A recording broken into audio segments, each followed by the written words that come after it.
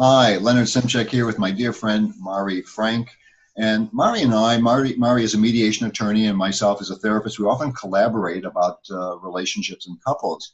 And we were talking about, especially with all this sexual harassment that has come up in the media, and we were talking about our boundaries. And really with boundaries, there's two important things. One is that we have to become clear what are our own boundaries, what's acceptable, what's not acceptable for us, and secondly, then to assertively state these are our boundaries to whoever we're dealing with. And Mara, you have a great example of really kind of sexual harassment that occurred with you. Can you share that story? Yes. Several years ago when I was a young beginning attorney, I was working with some other male attorneys, and unfortunately, I was going through my divorce at that time. And one of the attorneys brought me into his office and he said, I've heard you're going through a divorce.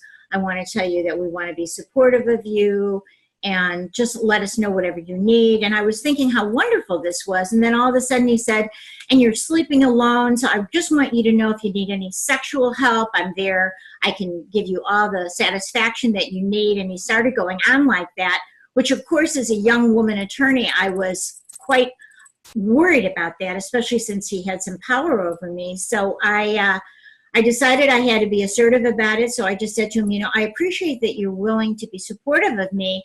However, to bring up any sexual issues, I'm very uncomfortable. And I ask that you not bring this up again. Of course, you know that this could be considered sexual harassment. And I just want to have a good working relationship with you. Are you willing to do that? And he said, yes.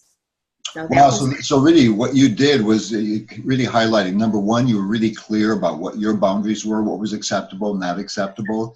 And then you clearly spoke and told him what your boundaries were. And fortunately for you, he acknowledged and he respected that, and there was no ramifications for the job situation.